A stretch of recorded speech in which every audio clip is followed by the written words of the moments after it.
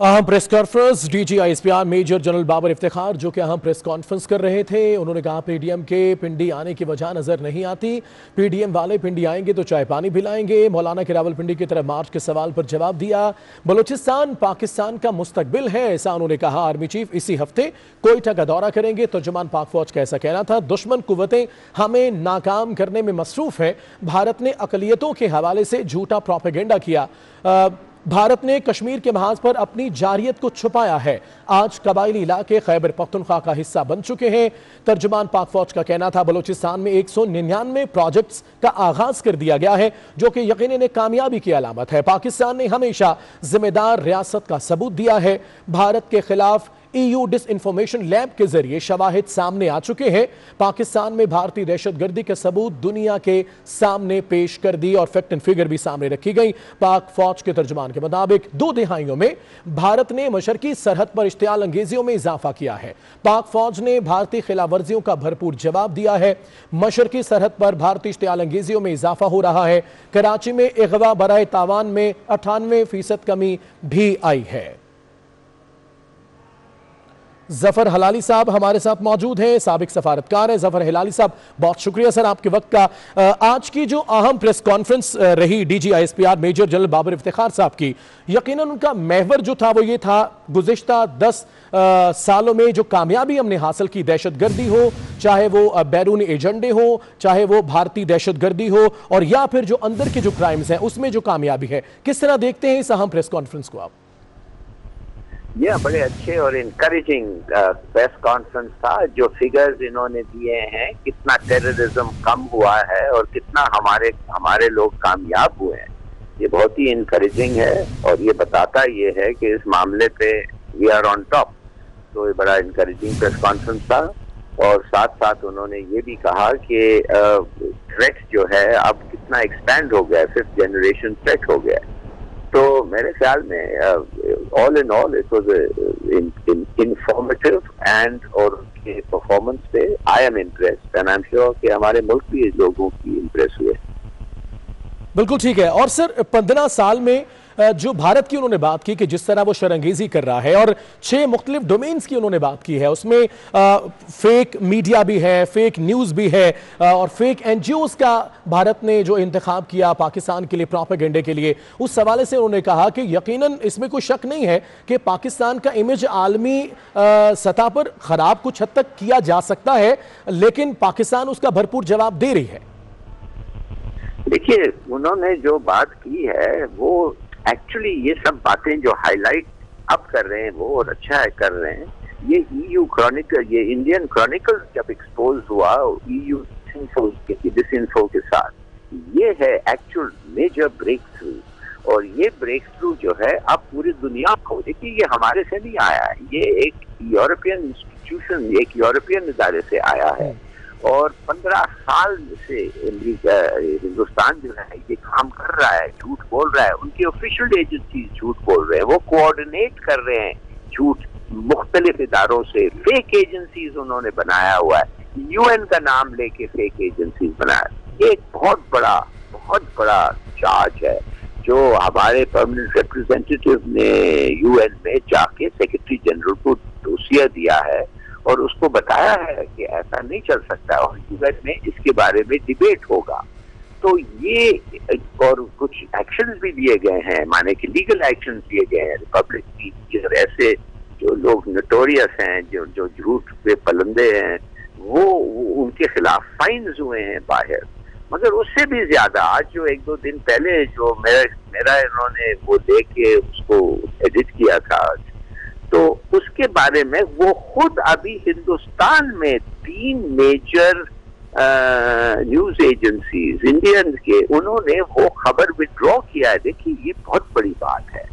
ये तो हमें आज पता चला है कि ANI ने भी विड्रॉ किया है, वो रिपब्लिक चैनल जो है उसने भी विड्रॉ किया है। माने झूठ छाप के उन्होंने मान गए कि वो झूठ था और विड्रॉ किया है। तो ये जो एक डेवलपमेंट है, ये बड़ी अच्छी डेवलपमेंट है। और मैं समझता हूँ ये लेटेस्ट जो हुआ है, जो इन्होंने ये वीडियो को ये ट्विस्ट करने की कोशिश की, ये भी यूएन के पास पहुंचना चाहिए कि भाई जब तक आप कुछ करेंगे नहीं तो इस किस्म की बातें चलते रहेंगे। और अगर इस किस्म का प्रोपेगेंडा चलता रहा तो ये इल विल बढ़ता रहेगा, और इल विल जब दो न्यूक्लियर पावर्स के दरमियान बढ़ता रहता है तो कुछ भी हो सकता है। तो मेहरबानी से आप लोग इसको डिबेट करें और एक्शन लें। मैं तो समझता हूँ ये सिक्योरिटी काउंसिल का मैटर है। सिक्योरिटी काउंसिल का जिम्मेवारी ये है कि threat to peace and security, threat to world peace and security, ये is the threat to peace, ये रीजनल पीस का एक बहुत बड़ा थ्रेट है। तो देखिए इंशाल्लाह उस तरफ हम जा रहे हैं जो लोगों को पता चल रहा है, और कुछ ना कुछ एक्शन इंशाल्लाह होगा। बिल्कुल इंशाल्लाह। जफर हिलाली साहब, फिर क्या वजह है बजाय अपने अंदरूनी खराब मामलात को हल करने के, ये तो सब पर आया है कि बनिस्बत दूसरे मुल्कों के कोई मामलात खराब कम नहीं है भारत में, पाकिस्तान के खिलाफ एक हट से प्रोपेगेंडा करना, पाकिस्तान अपने मामलात को छोड़कर पाकिस्तान के खिलाफ प्रोपेगेंडा करना, उसके खिलाफ तंजीमों को ऑर्गेनाइज करना, आखिर मफादात क्या है? आपने प्रेसिडेंट रूहानी जो हैं ईरान के, उन्होंने एक तकरीर किया था कल, और उन्होंने बड़ा मुख्तसर सा तकरीर था अमेरिका और ईरान के रिलेशंस के बारे में। क्या कहा उन्होंने? उन्होंने सिर्फ ये कहा कि जब तुम एक दीवाने को इलेक्ट करते हो, उनका रेफरेंस था ट्रंप को, जब तुम एक दीवाने को इलेक्ट करते हो तो उसके जो असरात होते हैं उसके लिए भी तैयार रहना चाहिए। और नहीं किया, कहना व्हाट डू यू एक्सपेक्ट, तुमने एक दीवाने को इलेक्ट किया, उसने एग्रीमेंट तोड़ा, उसने न्यूक्लियर एग्रीमेंट तोड़ा, उसने हर किस्म की वो चीज की जो जो जो गलत था, और अब आप भुगत रहे हो कि इसलिए कि आपके ऊपर ये चीजें आए, माने कैपिटल पे भी, आपके डेमोक्रेसी पे भी अटैक हुआ है, तो फिर दीवाने को क्यों इलेक्ट किया? तो हमारा जवाब ये है कि जब तुम एक फैशिस्ट को, एक मुसलमान मर्डरर को, एक बिगट को, हर खुदा के बंदे आप सोचिए तो सही, ये है क्या? ये आदमी वो आदमी है जो खड़ा होके कहा अपने एसपी ऑफ पुलिस गुजरात को, जब 2000 मुसलमान इकट्ठे हुए थे, और वो इसलिए इकट्ठे हुए थे, वो सोच रहे थे कि नंबर्स में हमारी सिक्योरिटी होती है। पुलिस वाला उनके पास आया जब उनके खिलाफ हिंदूज मारने लगे, और जब वो मुसलमान MPA की बीवी ने, जाफरी की बीवी ने उनको कहा कि खुदा के लिए ये तुम्हारा काम है, रोको इनको, ये हमें मार रहे हैं। उसने कहा कि चीफ मिनिस्टर के ऑर्डर्स हैं कि हमें दखल नहीं देना चाहिए।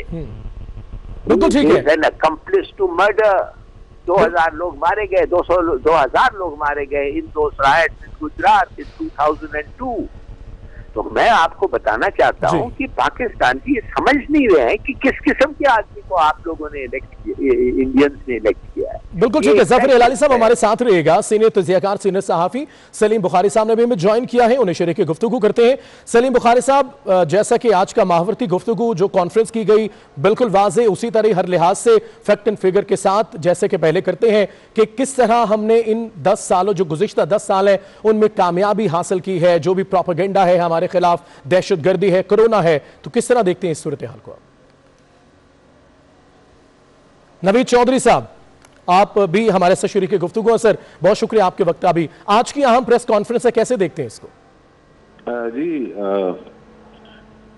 मैं समझता हूं कि पिछले दिनों जो गुफ्तगू हो रही थी मुख्तलिफ सियासी जमातों की जानिब से, खुसूसन PDM की जानिब से, और मुल्क के अंदर जो हालात बन गए थे, अभी देखा आपने जो हजारा कम्युनिटी के साथ जो वाकया हुआ है मच में, उसके बाद भी बड़ी सूरत हाल कशीदा थी। तो उसमें जरूरत थी कि DGI SPR आए और मुख्तलिफ मौज़ूआत पर बात करें और अपना मौक़िफ़ पेश करें।